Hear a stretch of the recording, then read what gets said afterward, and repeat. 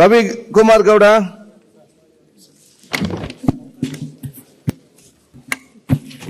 ಅಧ್ಯಕ್ಷೆ,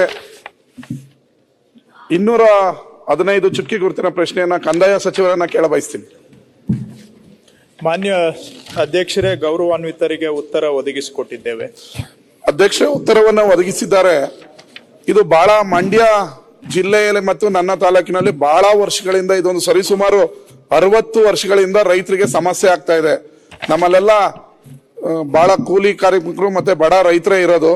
ಇವರು 50-60 ವರ್ಷಗಳಿಂದ ಕಂದಾಯ ಕಟ್ಟದೇನೆ ಅದು ಅವರ ಸ್ವಂತ ಜಮೀನಿನಲ್ಲಿ RTCಗಳಲ್ಲಿ ಕಂದಾಯ ಅಂತ ಏನು ಬೀಡು ಮತ್ತೆ ಪಾಳು ಮತ್ತೆ ಬೀಡು ಅಂತ ಹೇಳಿ RTCಯಲ್ಲಿ ಬರ್ತಾ ಇದೆ. ಇದೊಂದು ಸರಿಸುಮಾರು 50 ವರ್ಷಗಳಿಂದ ಪ್ರಾಬ್ಲಮ್ ಆಗ್ತಾ ಇದೆ. ಅದನ್ನ ಸರಿ ಮಾಡಬೇಕು ಅಂತ ಹೇಳಿ ನಾನು ಕಂದಾಯ ಸಚಿವರನ್ನ ಕೇಳ್ತೀನಿ. ಅವ್ರು ಉತ್ತರ ಕೊಟ್ಟಿದ್ದಾರೆ. ಬಟ್ ಏನಾಗ್ತಾ ಇದೆ ಅಂದ್ರೆ, ಈ ಹಿಂದೆ ನಮ್ಮ ಶಾಸಕ ಮಿತ್ರರು HT ಮಂಜುನಾಥ್ ಅವರು ಇದೇ ಪ್ರಶ್ನೆ 1 ವರ್ಷಕ್ಕೆ ಮುಂಚೆ ಕೇಳಿದ್ರು. ನಾವು ನೋಡ್ತೀವಿ, ಪರಿಶೀಲಿಸ್ತೀವಿ ಅಂತ ಹೇಳಿ ಕೊಟ್ಟಿದ್ರು. ಈಗಲೂ ಅದೇ ಉತ್ತರ ನನಗೂ ಬಂದಿದೆ ಅಧ್ಯಕ್ಷರೇ. ಬಟ್ ಪ್ರಾಬ್ಲಮ್ ಸಾಲ್ವ್ ಆಗ್ತಾ ಇಲ್ಲ. ಮಾನ್ಯ ಸಭಾಧ್ಯಕ್ಷರೇ, ಈ ಜಮೀನುಗಳು ಬೀಳು ಅಥವಾ ಪಡ ಆಗಿ 30, 40, 50, 60 ವರ್ಷ ಆಗಿದೆ. ಇದು ಇವತ್ತಿಂದು ಸಮಸ್ಯೆ ಅಲ್ಲ. ಬೀಳು ಪಡ ಅನ್ನೋದನ್ನ ತೆಗೆದು ಮೂಲ ಮಾಲೀಕರಿಗೆ ಹೆಸರಿಗೆ ಜಮೀನನ್ನ ಕೂರಿಸ್ಲಿಕ್ಕೆ 2012ರಿಂದ 2014ರಲ್ಲಿ ಅರ್ಜಿ ಹಾಕ್ಲಿಕ್ಕೆ ಅವಕಾಶನೂ ಕೊಟ್ಟಿದ್ರು. ಅರ್ಜಿ ಯಾರು ಹಾಕಿದ್ದಾರೆ ಅವರ ಮೂಲ ಜಮೀನು ಮಾಲೀಕರಿಗೆ ಅರ್ಜಿ ದಾಖಲೆ ಮಾಡುವಂತ ಕೆಲಸ ಪ್ರಗತಿಯಲ್ಲಿದೆ. ಆ ಬಾಕಿ ಇರುವಂತಹದನ್ನ ಮಂಡ್ಯದಲ್ಲೂ ಕೆಲವು ಬಾಕಿ ಇದಾವೆ. ಅವುಗಳನ್ನ ನಾವು ಖಂಡಿತವಾಗಿ ಅವರ ಹೆಸರಿಗೆ ಎಲ್ಲ ನಾವು ರೂಲ್ಸ್ ಪ್ರಕಾರ ರಿಸ್ಟೋರ್ ಮಾಡುವಂತ ಕೆಲಸ ನಾವು ಮಾಡ್ತೇವೆ. ಬಹುಶಃ ಅದು ಒಂದು ಭಾಗ. ಯಾರು ಅರ್ಜಿ ಹಾಕಿದ್ದಾರೆ ಅವ್ರ ಹೆಸರಿಗೆ ನಾವು ಮೂಲ ದಾಖಲೆ ಮಾಡಿಕೊಡುವಂತಹದ್ದು, ಬಾಕಿ ಇರೋ ಅರ್ಜಿಗಳನ್ನ ವಿಲೆ ಮಾಡುವಂತ ಎಲ್ಲಾ ಪ್ರಯತ್ನ ಸರ್ಕಾರ ಮಾಡುತ್ತೆ. ಅದಕ್ಕೆ ವೇಗವನ್ನ ಕೊಡುವಂತ ಕೆಲಸನೂ ನಾನು ಮಾಡ್ತೇನೆ. ಅರ್ಜಿ ಹಾಕದೇ ಇರೋರ್ದು ಬಹುಶಃ ಅವರ ಪ್ರಶ್ನೆಯಲ್ಲಿ ಅರ್ಜಿ ಹಾಕದೇ ಇರುವವರ ವಿಷಯನೂ ಇರಬಹುದು ಅಂತ ಊಹೆ ಮಾಡಿಕೊಂಡು ನಾನು ಉತ್ತರ ಹೇಳ್ತಾ ಇದ್ದೇನೆ. ಯಾಕಂದ್ರೆ ಅದರಲ್ಲಿ ಸ್ಪಷ್ಟತೆ ಇರಲಿಲ್ಲ. ಅರ್ಜಿ ಹಾಕದೇ ಇರೋರು ಈಗ ನಾವು ಅವ್ರಿಗೆ ಅರ್ಜಿ ಲಾಸ್ಟ್ ಟೈಮು ಹೋದ ಬಾರಿ 1 ವರ್ಷದ ಹಿಂದೆ ಚರ್ಚೆ ಆಯ್ತು. ಅದಾದ್ಮೇಲೆ ನಾನು ಅಧಿಕಾರಿಗಳ ಹತ್ರ 3-4 ಸುತ್ತು ಚರ್ಚೆ ಮಾಡಿದ್ದೇನೆ.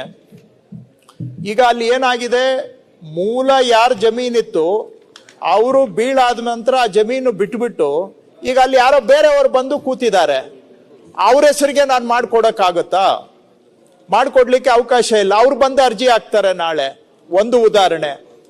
ಎರಡನೇದು, ಅಲ್ಲಿ ಆ ಜಮೀನು ಸರ್ಕಾರ ಅಂತ ಆಗಿ ಸರ್ಕಾರದಿಂದ ಬೇರೆಯವರಿಗೆ ಮಂಜೂರಾಗಿ ಸಂಘ ಸಂಸ್ಥೆಗಳಿಗೆ ಮಂಜೂರಾಗಿದೆ, ಶಾಲೆಗಳಿಗೆ ಮಂಜೂರಾಗಿದೆ, ಸ್ಮಶಾನಗಳಿಗೆ ಮಂಜೂರಾಗಿದೆ, ಅಥವಾ ಇವನ್ ಬಗಾರು ಹುಕುಮಲ್ಲೂ ಕೂಡ ಕೆಲವು ಕಡೆ ಮಂಜೂರಾಗಿದೆ.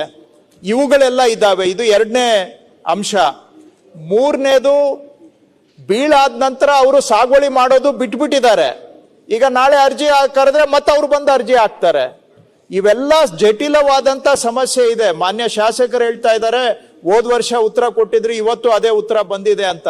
ಆದ್ರೆ ಈ ಸಮಸ್ಯೆಗಳಿಗೆ ಪರಿಹಾರ ಕಂಡುಕೊಳ್ಳದೆ ನಾವು ಏನು ಹೇಳಲಿಕ್ಕೆ ಆಗೋದಿಲ್ಲ. ಜಟಿಲವಾದಂತ ಸಮಸ್ಯೆಗಳು ಇದ್ದಾವೆ.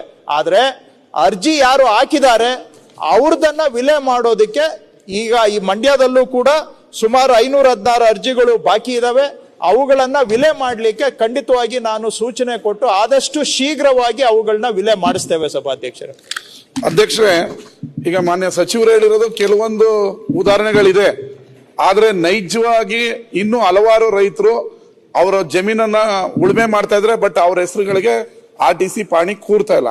ಅಂತವ್ರಿಗೆ ಮತ್ತೊಮ್ಮೆ ಅರ್ಜಿ ಸಲ್ಲಿಸಲು ಅವಕಾಶವನ್ನ ಸರ್ಕಾರ ಮಾಡಿಕೊಡ್ಬೇಕು. ನೈಜ ರೈತರಿಗೆ ಇದರಿಂದ ಅನುಕೂಲ ಆಗುತ್ತೆ. ಇಲ್ಲಾಂದ್ರೆ ಪಾಪ ಅವರು ಬಹಳ ತೊಂದರೆ, ಮದುವೆ ಮಾಡಕ್ಕಾಗಲ್ಲ, ಮಾರಕ್ಕಾಗಲ್ಲ, ಕಷ್ಟಕ್ಕೆ ಸಿಗಾಕೊಳ್ತಾರೆ. ಅದಕ್ಕೆ ಸರ್ಕಾರ ಮತ್ತೊಮ್ಮೆ ಅರ್ಜಿ ಸಲ್ಲಿಸಲು ಅನುಕೂಲ ಮಾಡಿಕೊಡ್ಬೇಕು ಅಂತ ಮಾನ್ಯ ಮಂತ್ರಿಗಳ ಹತ್ರ ಕೇಳ್ಕೊತೀನಿ.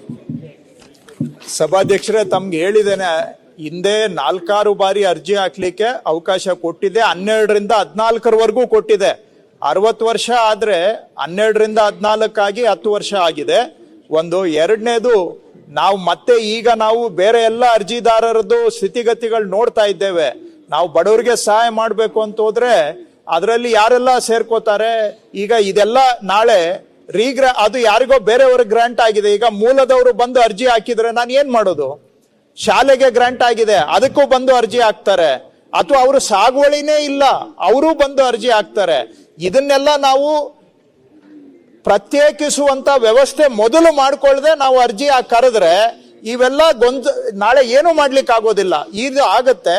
ಆದ್ರೆ ನಾವೇನು ಸುಮ್ಮನೆ ಏನ್ ಕೂತಿಲ್ಲ, ಇದನ್ನೆಲ್ಲ ಸ್ಟಡಿ ಮಾಡ್ತಾ ಇದ್ದೇವೆ. ನಿಜವಾಗಿ ಇದನ್ನೆಲ್ಲ ಬೇರ್ಪಡಿಸಿ ಅಲ್ಲಿ ಯಾರು ಸಾಗುವಳಿ ಮಾಡ್ತಾ ಇದ್ದಾರೆ ಅವರಿಗೆ ಸೀಮಿತವಾಗಿ ಮಾಡ್ಲಿಕ್ಕೆ ಸಾಧ್ಯನಾ ಅನ್ನೋದು ಕೂಡ ಫಸ್ಟ್ ಆ ಪ್ರಶ್ನೆಗೆ ನಾವು ಉತ್ತರ ತಗೊಂಡ್ಮೇಲೆ ನಾನು ಅರ್ಜಿ ಬಗ್ಗೆ ನಾನು ಹೇಳ್ಬಹುದು. ಆ ಹಂತದಲ್ಲಿ ನಾವಿದ್ದೇವೆ ಸಭಾಧ್ಯಕ್ಷರೇ. ನಾವೇನು ಬರೀ ಉತ್ತರ ಅಲ್ಲ, ಹಿಂದ್ಗಡೆ ಇದೆಲ್ಲ ಸಮಸ್ಯೆಗಳಿರ್ತವೆ. ಸಮಸ್ಯೆ ಅರ್ಥ ಮಾಡ್ಕೊಳ್ದೆ ನಾನು ಏನೋ ಹೇಳ್ಬಿಟ್ರೆ ನಾಳೆ ಕಾರ್ಯಸಾಧು ಆಗ್ಬೇಕಲ್ಲ ಸಭಾಧ್ಯಕ್ಷರೇ. ಅದ್ರ ಕಡೆಗೂ ನಾವು ಗಮನ ಕೊಡ್ತಾ ಇದ್ದೇವೆ.